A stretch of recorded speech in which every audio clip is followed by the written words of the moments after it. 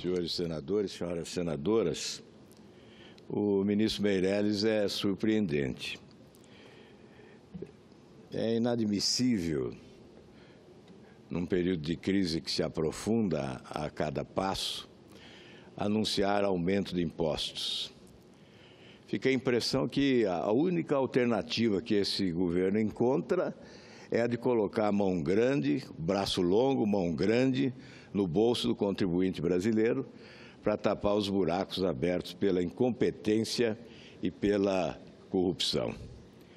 Paulo Valdo Dias, me permite só uma frase. Pois não. Quero só lhe complementar pela coerência. Vossa Excelência fazia essa crítica no passado e faz no presente. Tem alguns que faziam essa crítica no passado e calam no momento. É só essa frase que eu queria. Meus cumprimentos pela coerência. Eu agradeço a Vossa Excelência porque esta é uma preocupação recorrente, a da coerência. Acho fundamental, em respeito a quem representamos, adotar sempre uma postura de coerência, de sinceridade e de transparência absoluta na nossa postura no Parlamento brasileiro.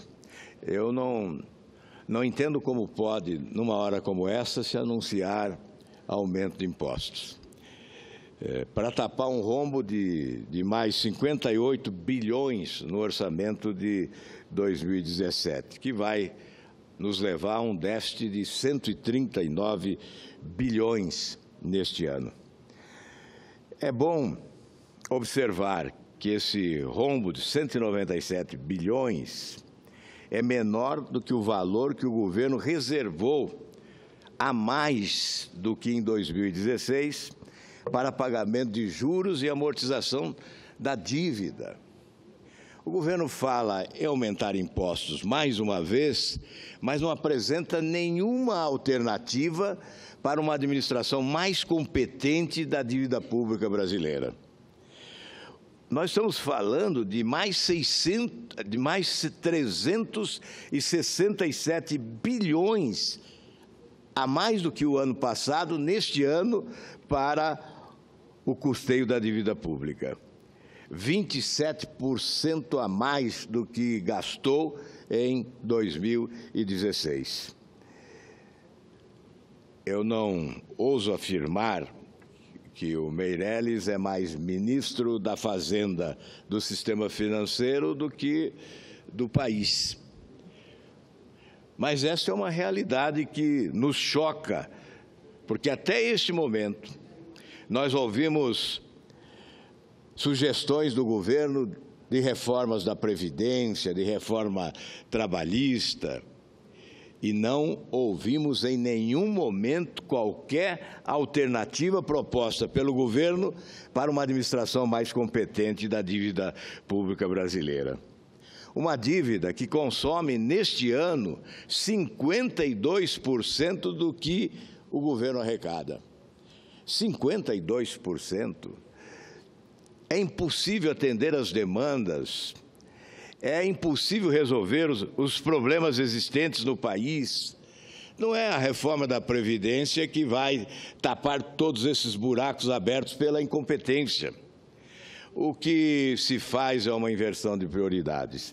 O que se pretende é cobrar um preço salgado demais daqueles que nada devem em relação à crise existente hoje. Não é o trabalhador, não é o aposentado, não é o empresário que paga impostos. Não são responsáveis pela crise que se aprofundou no Brasil. Não são fracassados os brasileiros. Fracassados são os que governam e que levam o país a uma crise monumental como esta que nós estamos vivendo.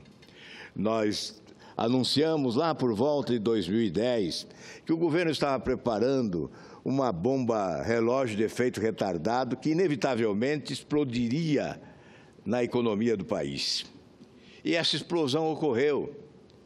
Hoje, nós estamos antevendo repetição desse fato em relação à área social, sobretudo educação e saúde. Se medidas competentes não forem adotadas pelo governo, nós teremos sim a explosão dessa bomba relógio de efeito retardado na área social, atingindo especialmente os mais pobres desse país.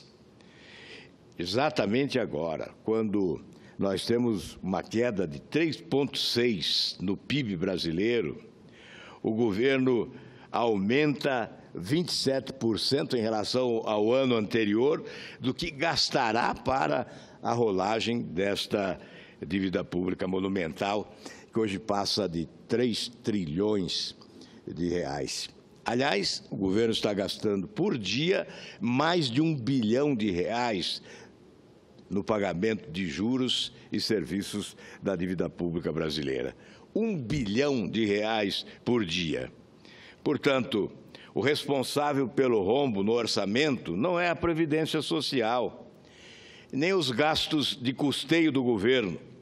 O rombo no orçamento decorre desse monumental aumento de recursos para o pagamento dos serviços da dívida pública, que é o grande problema das finanças públicas, que o governo federal e o ministro Henrique Meirelles insistem em ignorar. É por essa razão que nós aprovamos aqui no Senado Federal um requerimento de minha autoria que pede ao Tribunal de Contas da União auditoria da dívida pública brasileira. Nós precisamos saber que dívida é esta, quanto realmente devemos, se parte desta dívida já não foi paga. Precisamos saber quais são os privilegiados com essa dívida.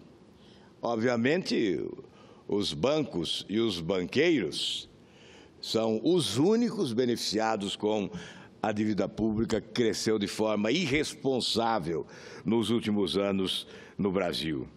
De acordo com o portal Siga Brasil do Senado Federal, a previsão, como eu disse, de pagamento de juros e encargos da dívida de 280 bilhões, amortização e refinanciamento 1 trilhão e 75, somando em 2016 1 trilhão 355 bilhões. Neste ano, nós chegaremos a 1 trilhão 722 bilhões de reais. Portanto, esse é o acréscimo de 27% na previsão orçamentária. Olha, falar em aumentar impostos para tapar este rombo deliberadamente construído é uma falta de seriedade com a população brasileira, para não dizer falta de retidão. População que já paga carga de tributos exorbitantes para a manutenção do governo. Alguns exemplos. 48% da conta de luz que cada cidadão paga é imposto. 46% da conta de telefone que cada um paga é imposto. 53% do preço da gasolina é imposto. 41% do preço das rações para cães e gatos é imposto. 46% do preço do refrigerante é imposto. Dos preços dos cremes de beleza e de barbear, 57% impostos. 34% do preço do gás de cozinha é imposto. Os governos descobriram, e faz tempo, que a abrangência e o consumo massivo dos itens acima os colocavam como veículos espetaculares de arrecadação. Sempre que pretendem retirar mais dinheiro do bolso dos brasileiros, diluem pequenos aumentos nessas contas que, uma vez incorporados, nunca mais saem. A conversa de imposto temporário é balela. É lábia para enganar os brasileiros. A população não está disposta a pagar mais impostos. A população exige profissionalismo na gestão e não um engano patrocinado por prepostos de grupos poderosos que olham para o orçamento brasileiro como se olhassem para uma saborosa bola de presunto.